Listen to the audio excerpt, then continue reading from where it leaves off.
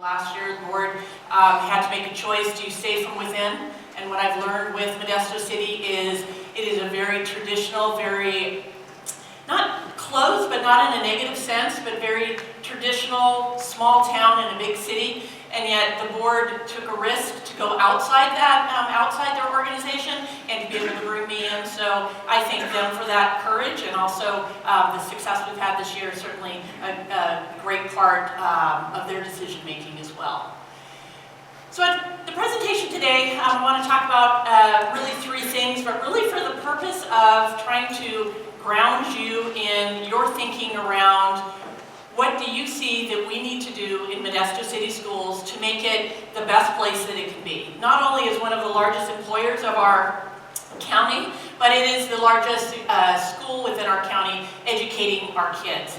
So I'm going to ask you at the very end of this presentation for your input. I'm going to talk a little bit about myself and share a little bit about my experience and really how did I get on this stage today.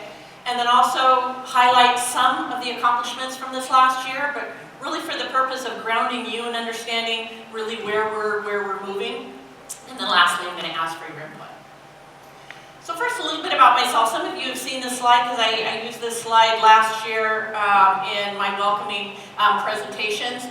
As Jose said, I graduated at Davis High over in Davis, over on the other side of Sacramento, over across the causeway in 1980. But I bring this up because when I graduated with a 7th grade level of reading, actually an 8th grade level of reading and a 7th grade level of writing. And what does that do? So you graduate from high school basically functionally literate.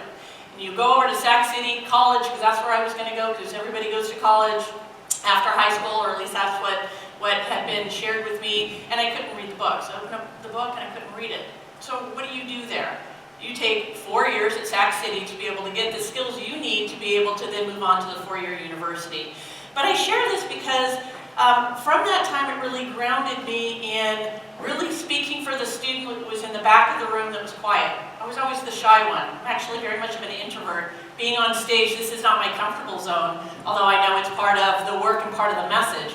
But really, I was a quiet one. So I've set out from the very beginning as having a deep commitment for all students, especially those that don't have a voice or those that choose not to have a voice. I then moved after Sac City. I went down to San Diego and got my teaching credential, and then came back up because my mom was ill at that time, and came back to Sacramento, got my master's in curriculum instruction, and then later went on to the University of the Pacific.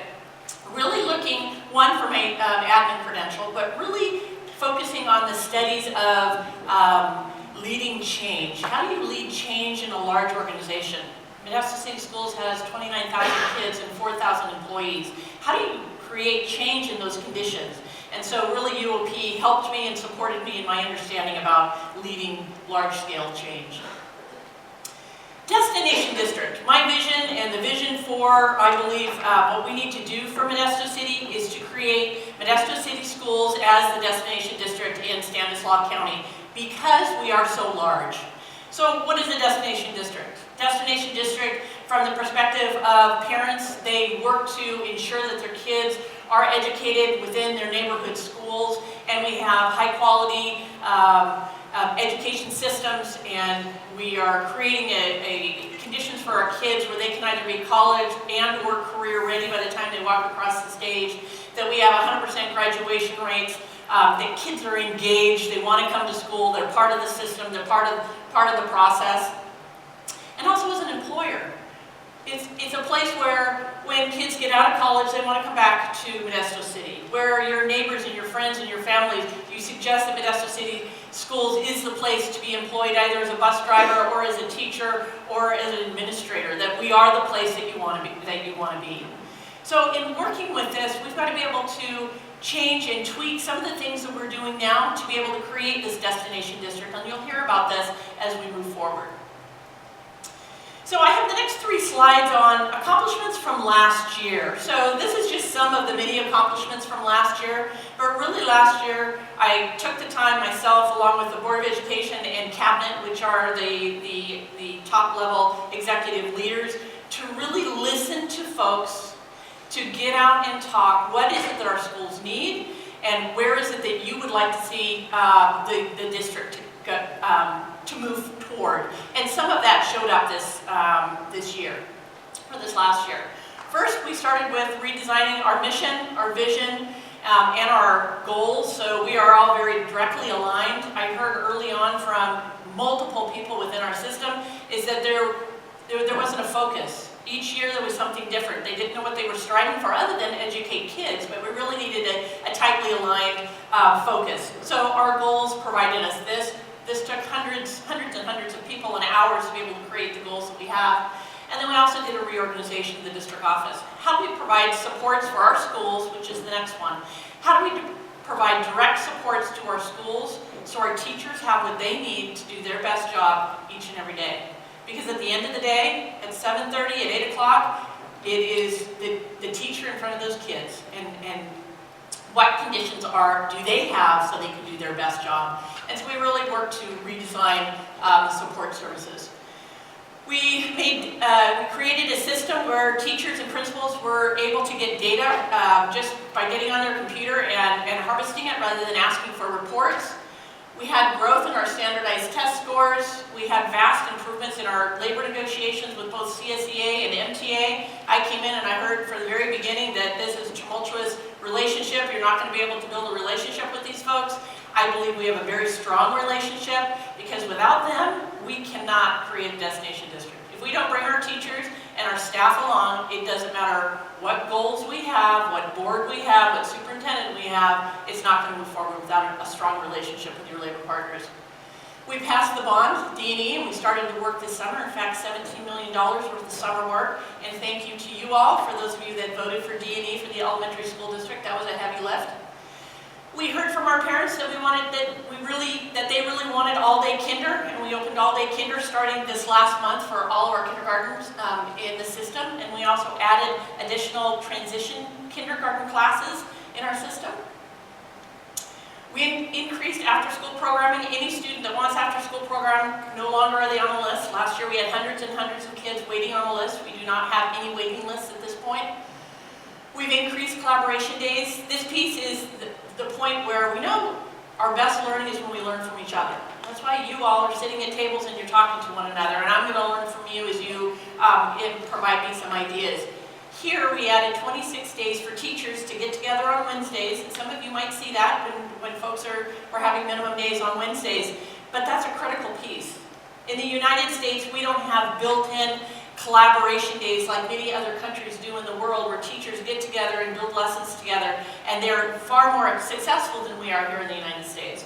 Here we're working to support those conditions for our teachers and work towards increasing that time.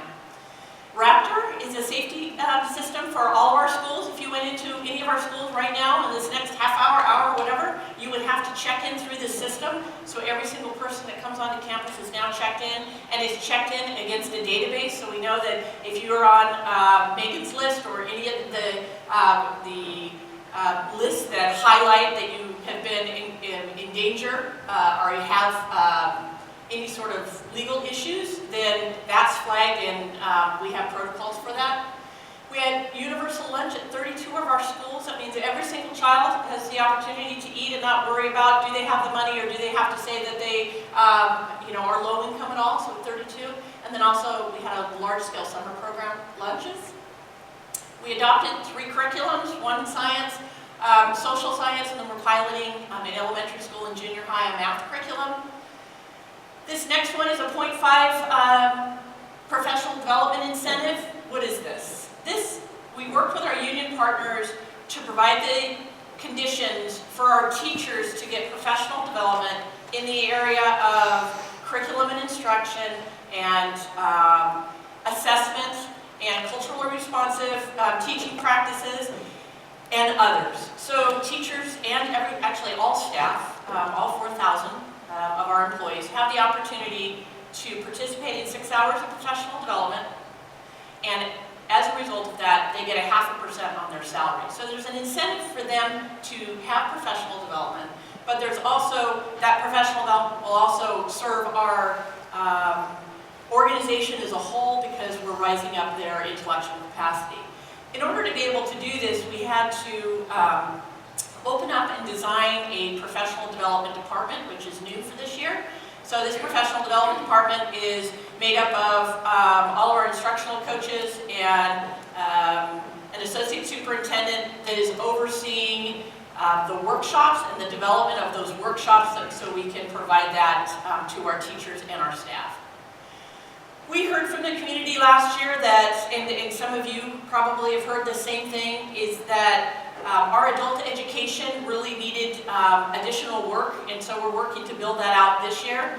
Our first line of attack this year was expanding the work that is over at the Language Institute in Davis. Some of you have read or some of you have heard that kids age out. At the age of 20, they no longer can be at a high school campus.